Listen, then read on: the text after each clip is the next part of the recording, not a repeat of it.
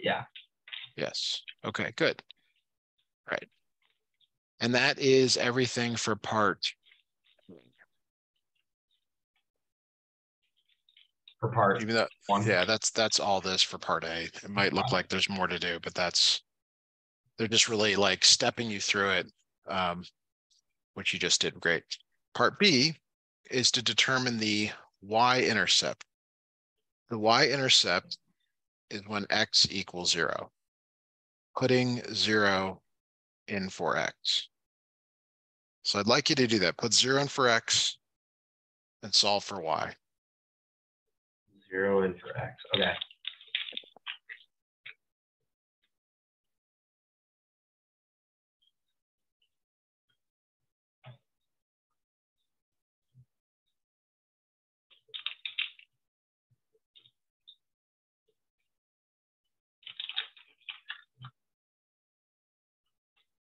Wait, so it's 4 over 45 or 45 over 4 for my division part? Because right.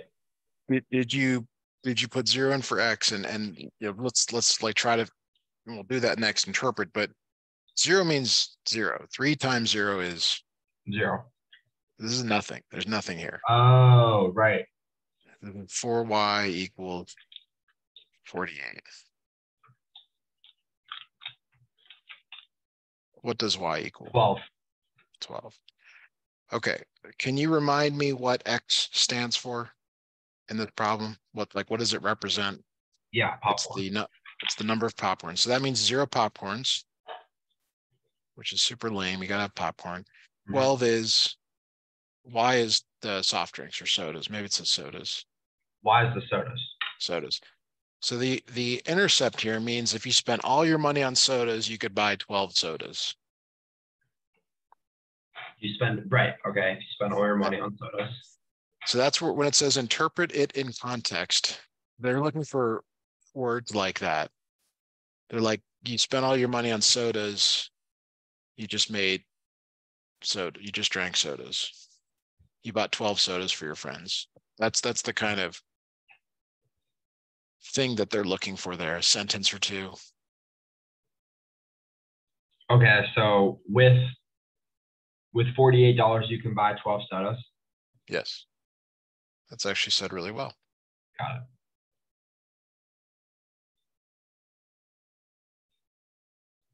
And now are we solving for y? Yeah, now we'll do now we're gonna do the x-intercept. Okay. Which is when y equals 0. Right. So you had 3x plus 4y equals 48. So you're going to do the same thing.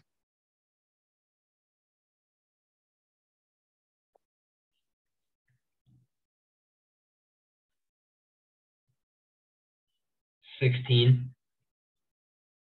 16, yeah. So when y is 0, that's sodas. You're buying no sodas. X is 16. You're buying 16 popcorns. Got it. But then it's asking, okay, so that's all it's asking for this. That's interpret. And so interprets, again, it's like, okay, you spend all your money on popcorn. I mean, that's a lot of popcorn with no soda or something to wash it down with.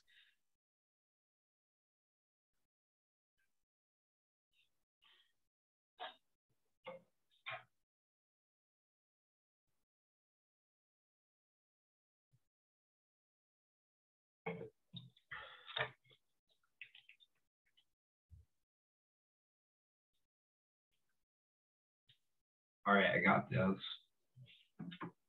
Great. Now, part B is to graph your equation. And let me see if I can actually snip that in. I guess I can. It's not going to look all that good, but we'll do it anyway.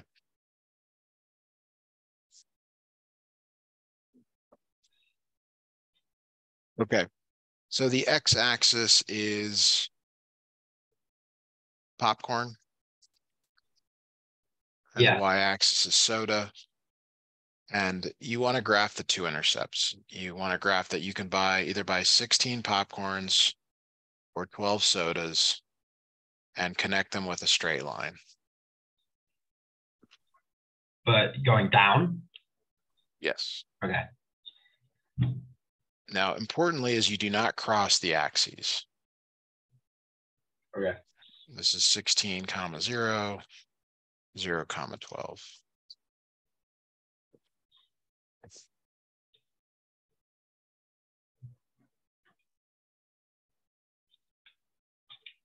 Got it. All right, so the next thing it asks for is the domain and the range. Basically, you want to look for the leftmost x value and the rightmost x value. 0 and 16. So it's all the numbers between 0 And 16. and 16. Good.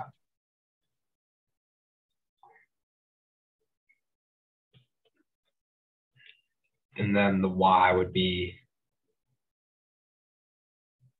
What's 0 the smallest? to 12.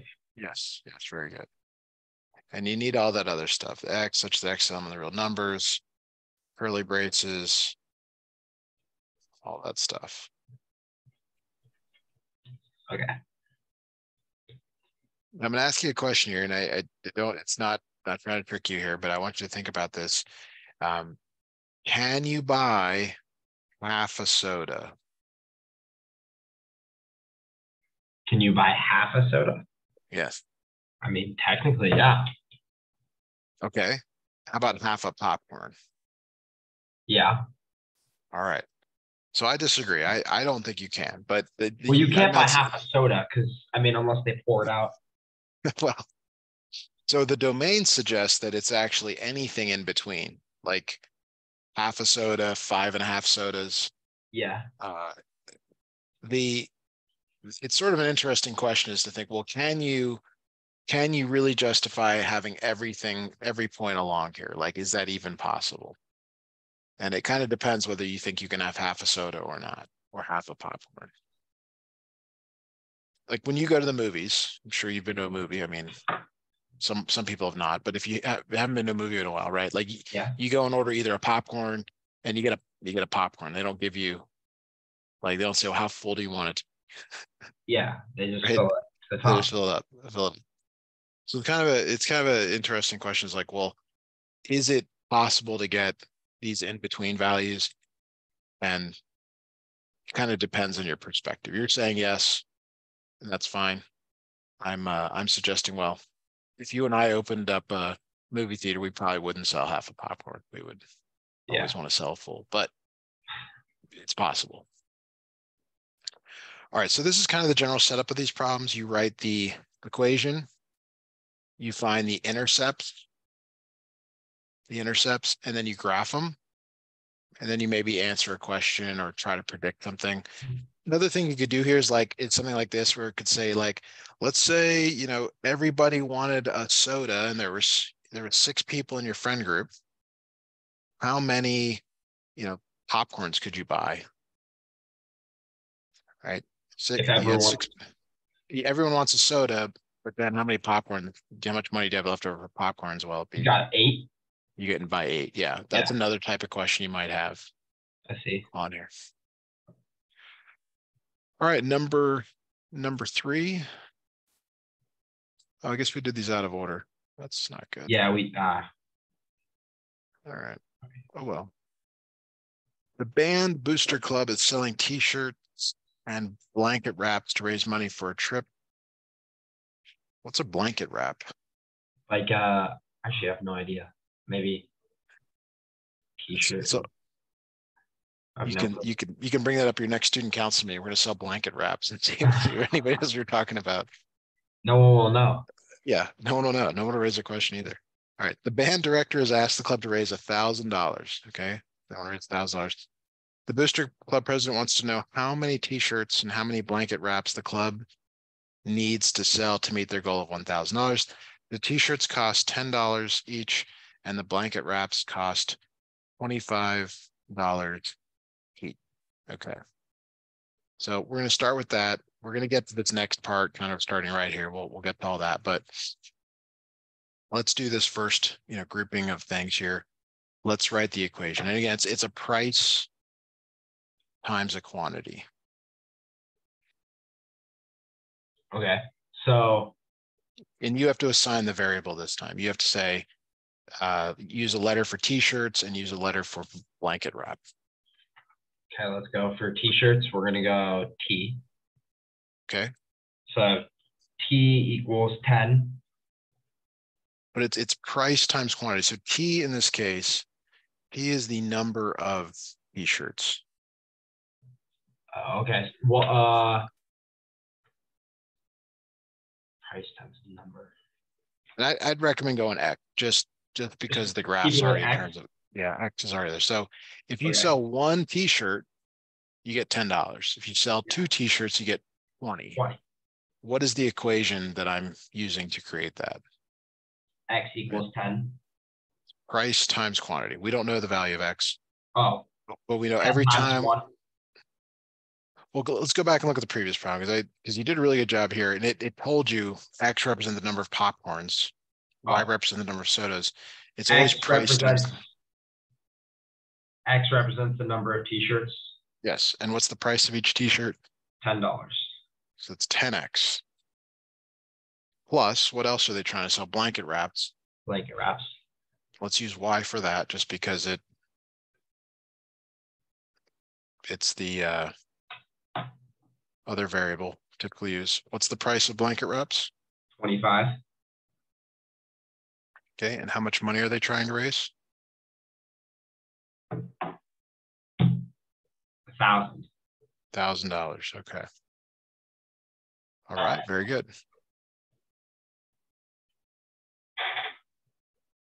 Question, thoughts on that? No, I'm good on that. Price times quantity. You got to remember that. If you ever run a business or ever want to know, it's your price times the quantity that you sell. Got it. Okay.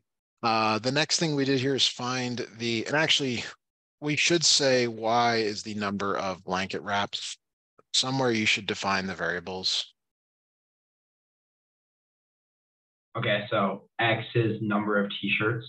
Yes. Y number of blanket wraps. Yes. Got it. All right, so part B is to determine the y-intercept, which is when X equals 0. Okay, so what do I start graphing? Nope, you put 0 in for X and you solve for Y. Oh, right, okay.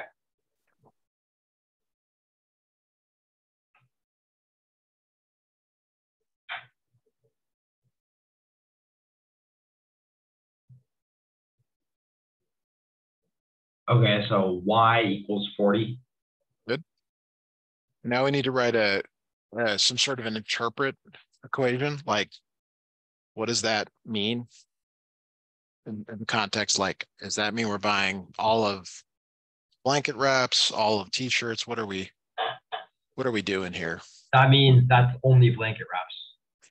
So they have to sell 40 blanket wraps to meet their goal. With 40 blanket wraps, you can buy, or for $1,000, you can buy 40 blanket wraps. Yes, yes. And then do you want me to solve for X? Yeah, let's do the x-intercept next. So kind of the same deal here. The x-intercept is when Y equals 0. Yeah. So 100. Yes, X equals 100. So you're going to notice that when you graph this, you got a problem because your graph doesn't have the right numbers. Yeah. So you have to say, okay, well, how can I make this more reasonable? It's not really a good idea it's better to have them have the same scale, but it's not necessary, the same increments. You run into a problem here because it's a 100 on one side and 40 on the other. So, I mean, you could treat like this as 10, 20, 30, 40, 50, 60, 70, 80, 90, 100, something like that. And then do the same thing on the other side, 10, 20, 30, 40. That's probably how I would do it to get this. Okay, I'll do it like that. So you're sort of like changing up the scale a little? Yeah. I don't like that because then I got all this white space here, but we don't have another option at this point. Okay. And we should also label like, okay, X is the number of t-shirts, and then The other axis is blanket wraps. Blankets, got it. It's like someone hit the translate button and they got 2 words for blanket and wrap. Or Yeah, I know. It's a really weird.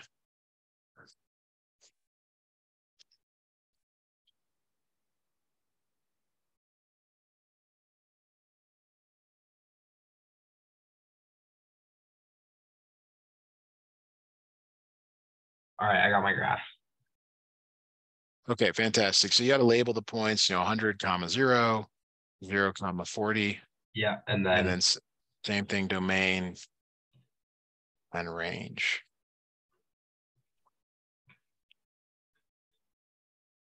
domain would be x, the line x equals r comma 40 is greater than x less than 100. So you're saying the smallest x value is 40. There's no x value smaller than 40. Wait, no, 0 to 100. Yes. Yeah, my bad.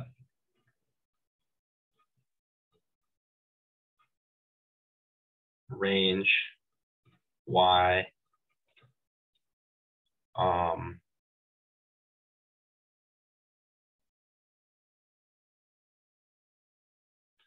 40 to 0 or 0 to 40, the highest to the lowest. Yeah, 0 to 40. Yes, always smallest to largest.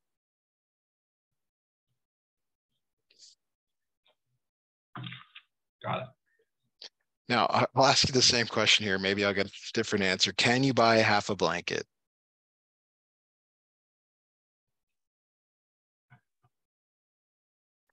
I mean, it's called, I guess, but no. Yeah. How about Well, half a it's on t-shirt? here. Right? Well, it's on here, right? So you might, I mean, Yeah, half of one. you might sort of throw that out there to your instructor. I don't know, it depends what kind of mood you think they would be in, but it's kind of an interesting question, something to uh something to think about, like is it really every point or is it just the ones where they're whole numbers, integer numbers? Wait, did you say whole number? Yeah, that's what I mentioned. Like, can you take half a half a t-shirt, half a blanket? You can't take half a t-shirt, but I guess you can put it on the graph, so I don't really know. Yeah, it's not. It's yeah. This is me just trying to make the lesson a little more interesting because I guess it fits in, yeah. yeah. I mean, you could cut the t-shirt in half. Why not? All right. So I guess we have both of these done. I can try to send a little more work. Sure. Yeah, if you got something else, that'd be great. Otherwise, I'll just find some things, final review stuff. Up to you. Yeah, I mean, we have this packet that I sort of finished, but I can find some pages in here.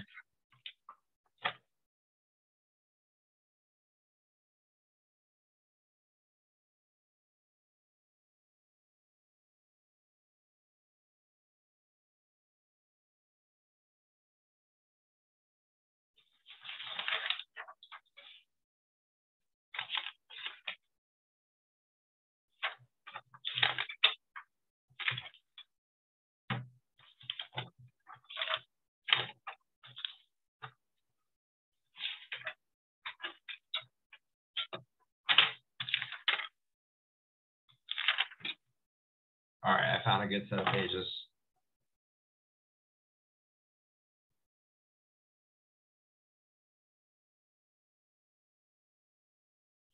Let me send them over.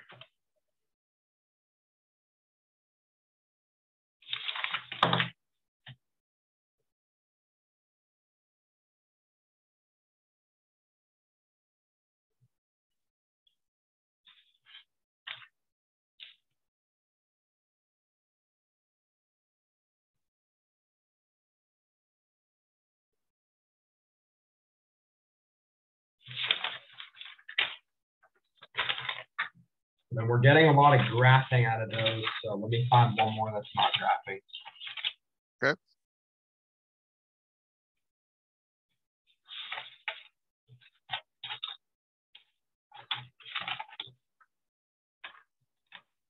This is quadratic formula, so we can also work on that.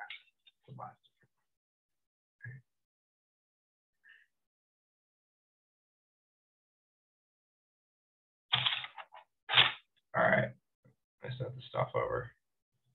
Okay, yeah, I got a couple pictures here uploading, and we'll start with 13. Yeah, okay, that sounds good. All right.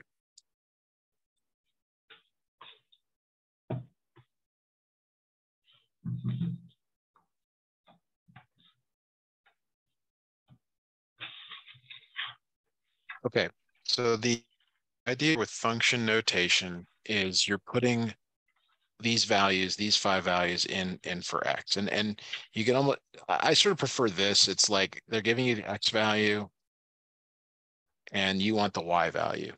The y value just happens to be x cubed. That really means to put the number in parentheses and then cube it. So like for 0, that's not too bad. 0 cubed is 0. Right. 1 cubed is 1, and 2 cubed is 8. If you don't do it in parentheses, though, you will run into a problem potentially with the negatives. -1 cubed means -1 times -1 times -1. What does that become? -1 times -1 times -1. -1. It's -1. Notice it's opposite in sign to this one down here. So +8 on, or -8 on top. Yes. And these are ordered pairs. You're just graphing the ordered pairs. 0, 0, 1, 1, 2, 8, -2, -8.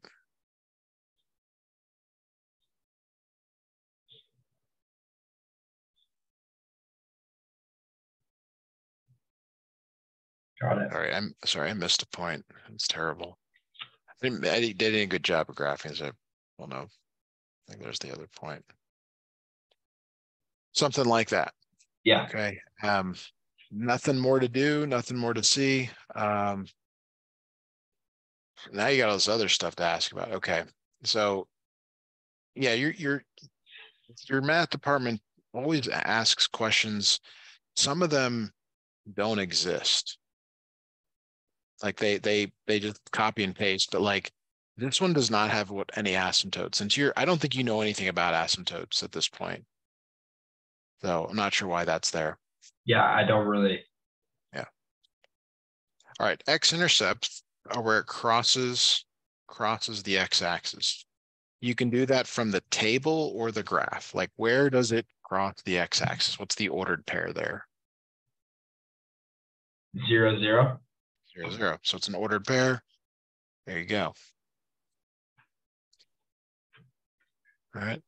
How about the y-intercept? Where does it cross the y-axis? 0, 0. 0, 0. Not much to see here. The domain and range, unless you see something weird, you just always presume it's -infinity to infinity.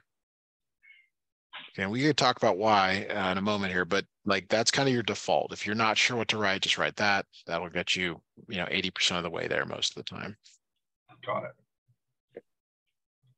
Now, why is the domain -infinity to infinity? Because there's no x value that you can put into this function. There's no x value that causes you a problem. You can put any x value you want, you get a number. Any x value you want, you get a number. Why?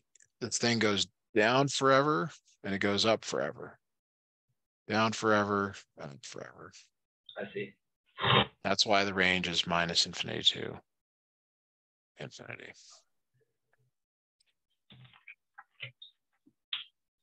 Any questions on that? No. Okay.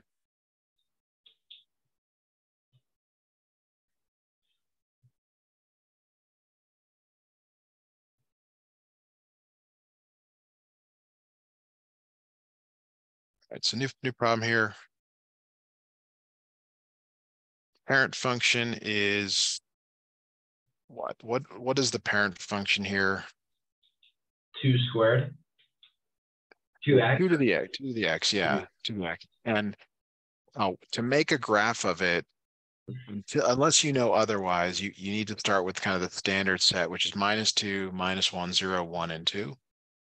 And you're putting these values in for x. Okay, so we're going to start with 0, 2 to the power of 0. We're going to put 0 in for x. You remember what anything to the power of 0 is? 0. Is 1. Yeah, 1. My bad. Yeah. 2 to 0. How about 2 to the power of 1? 2. 2. How about 2 to the power of 2? 4. All right, these are all the nice ones. They work out nice. Okay. And then for the negatives. This is where it gets a little dicey here. So I'm going to give you the answer, and I want you to see if you remember why that is the answer. Half. Why is it a half? Why is 2 to the -1 a half? Because of the negatives. The negative exponent causes the 2 to flip. Right. The other thing you might notice is that if you go kind of pick a direction here, you're dividing by 2, dividing by 2, dividing by 2. If you don't like that, it's like multiplying by a half. So Can you tell me what? So for the -2, would it be 1/4? Yes. Got it. So if you can figure out the pattern, and maybe you figure it out from the nice ones, then you have a chance to do it without having issues with exponents and stuff, negative exponents. So now you just graph this, the parent function. We're not graphing the +3 yet. We'll get to that in a moment. 0, 1. Actually, let me use a different color here. 0, 1, 1, 2, 2, 4. Just do the best you can to get the other ones. There is a little bit of background in this that you are supposed to say, oh yeah, it doesn't actually cross the x-axis. Yeah. And you may not know that, but if you put in enough, if you go negative far enough, you start seeing, well, it just gets small. It's 1/8, 1/16, and 1/32. And these are all really, really small. So you might notice, okay, they just get smaller and smaller,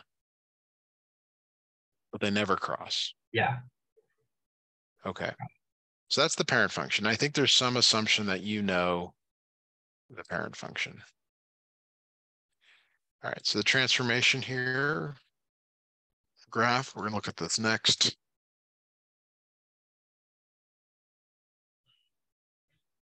So the function is g of x equals 2 to the x plus 3. There's just one transformation.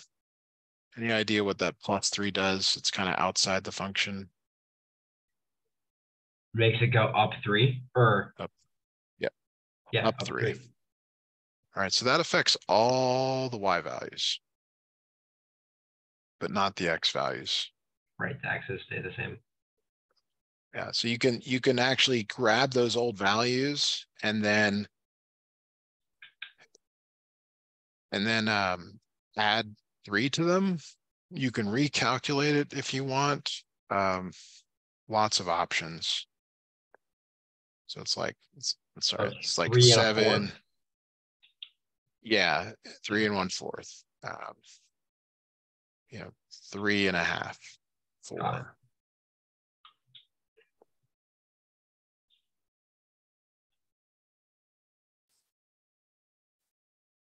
And then do I regraph this on the transformation?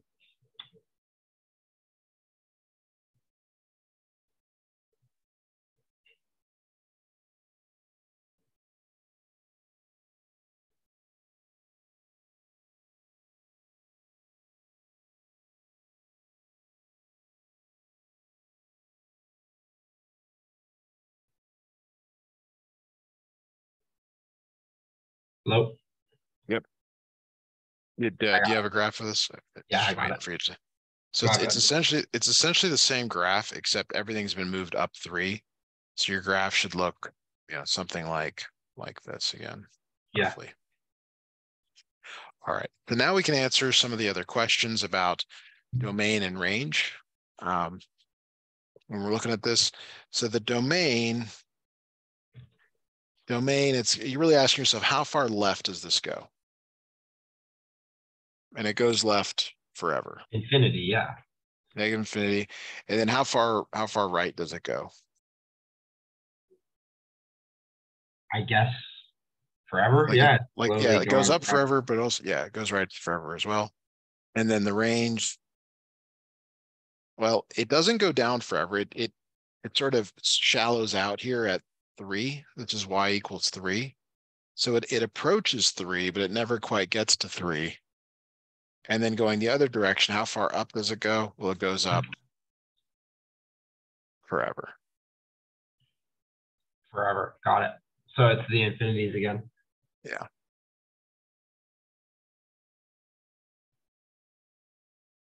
Got it. So I want you to look at the original parent function. I would like you to tell me its domain and its range. Slightly different than what we just did. Would range be all real numbers? Range is the y value. It's the smallest y value to the biggest Oh, y sorry, value. domain. Domain is everything, yeah. Yeah. Oops, Okay. I'm sorry. I'm using the wrong notation. I'm so sorry. So this switches in algebra too, and that's why I'm making such a bumble here. So this means y is greater than 3. Got it. Sorry about that. It's like, oh, he's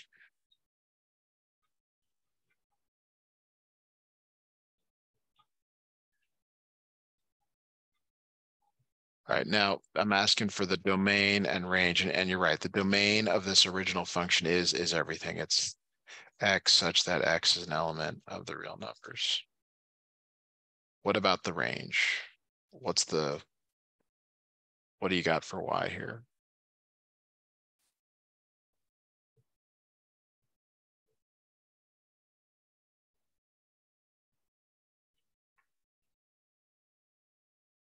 -1. So why did we write, let's go back to this one. Why did we write y is greater than 3? What was going on here at 3? Because that was the lowest point. Oh, I guess. Yes. Okay, Yes. So what's the lowest point here? What is it approaching? 1/4.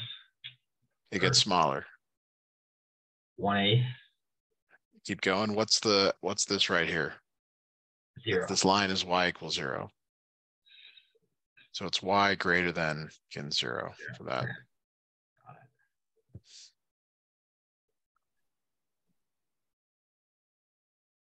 All right. Kind of feel like we should do another one of those, but why didn't that upload? It's supposed to upload by now. There it is. Okay, we can move on to number 1 if you would like. Okay, sounds good. All right. Yeah. All right, applications of quadratic. All right, the height of a ball for a time t is modeled by the function -16t squared plus 32t. So the idea here is that the input is t. Give it an input, and the output is the height. Okay, so you give it a t value, you get a height out.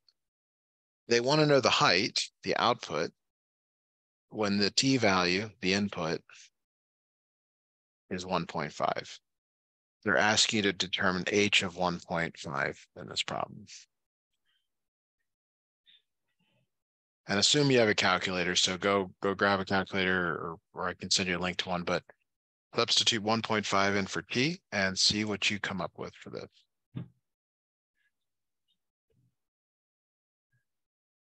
Wait, 1.5 in for t? Yes, yes.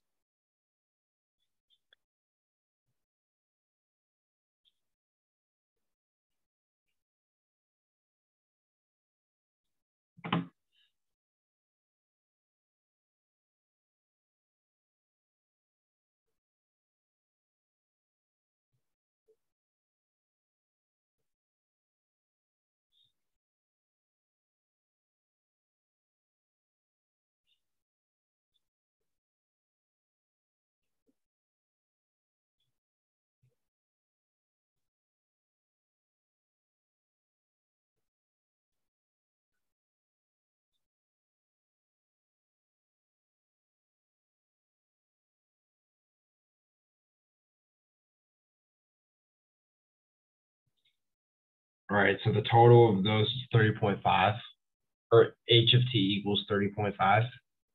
So I got a different number here. It's minus 16, 1.5 squared plus 32 times 1.5.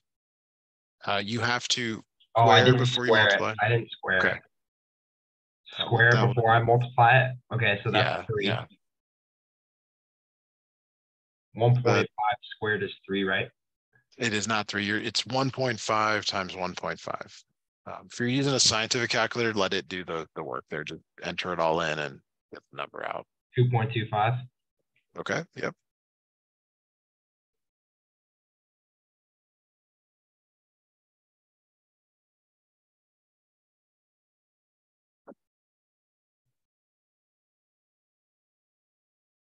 Minus 36 plus 32.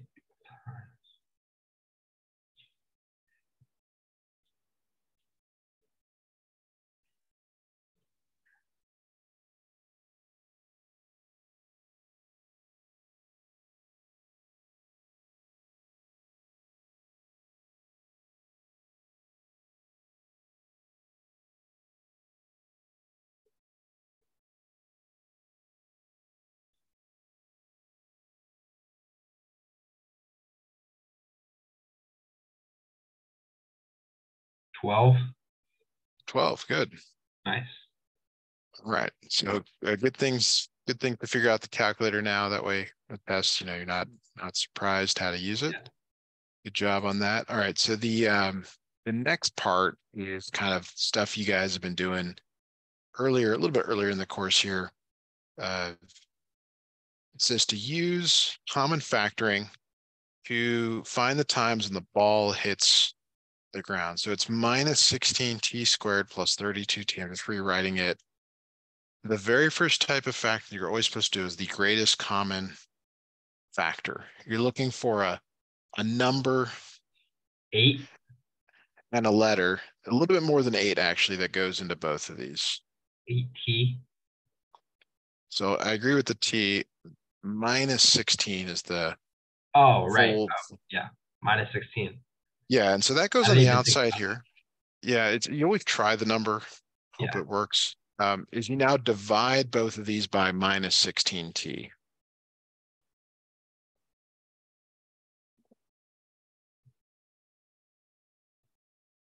And can you tell me what goes inside parentheses here? Would the minus 2t go inside? So Okay, so you're dividing. So the minuses cancel, the 16s cancel, and the t squared over t is t. is t. Good. T And plus, and then the t's cancel. T over t is just minus 1. 2. T minus 2. Yeah. So you're setting this all equal to 0. Okay. And then you're setting each of these equal to 0. You're setting minus 16t equal to 0 and t minus 2 equal to 0. And then solve. Yes.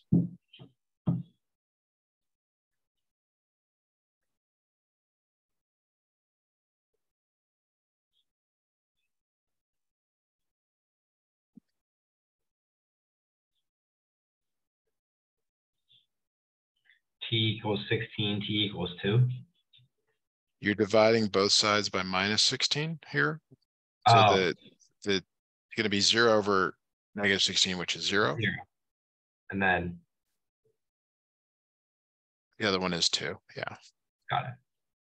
So graphically, what that means, and I'm going to use 0 there, and I'm going to put 2 there just to give a little more space. This thing goes up and comes down. And then comes down. Yeah. Yeah. Reaches a peak. It does reach a peak, and that's kind of where we're going with C here. I don't know how active you are on like social media, but they one of the common things you'll see is it's like things I wish I knew at blank age that I'm going to tell you in the next whatever 2 minutes. Yeah. And like I think of that now. It took me a long time to figure out that the vertex was always between the two intercepts. It's such an obvious thing right now. Yeah. Well, it's like that's how I feel like. Well, I wish I'd but it is, and that's what this question is saying. It says use symmetry, but really what they're saying is the average of the intercepts, the x-intercepts. So I guess it'd be 1 comma. Yes, 1 yeah, comma 1. something. So to get the, and that's the time. The time is 1. It's t equals 1. There's no work to do. You're just saying that out loud.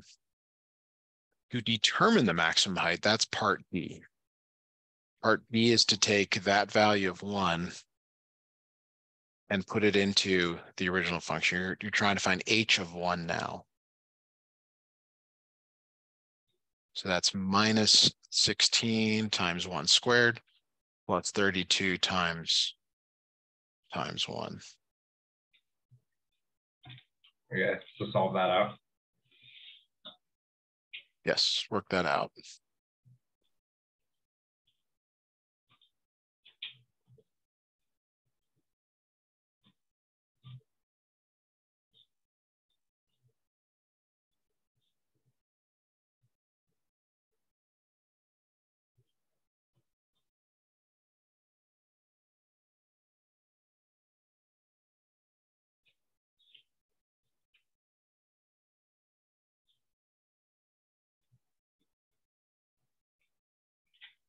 Is this 16?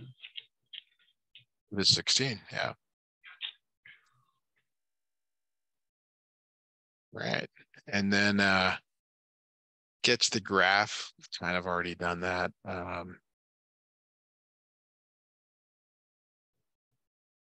Depends how, you can say that's 16 if you want, then you've got your graph. They really just want you to show that, and this is part E, they want you to show that it starts at 0, goes up and comes down. You don't graph beyond those points though. It's kind of like those lines we were graphing earlier. There is no negative time.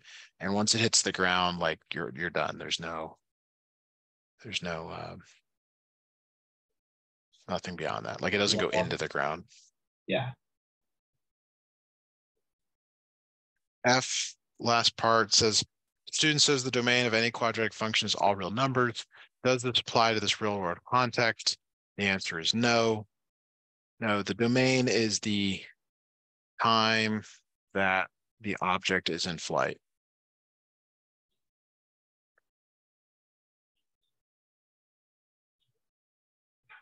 No. Basically, yeah, that makes sense. it only impacts it when it's flying in through the air. Once it hits the ground, we're done. Stop the timer. So, all right, we have come to the end of our lesson for today. Good job.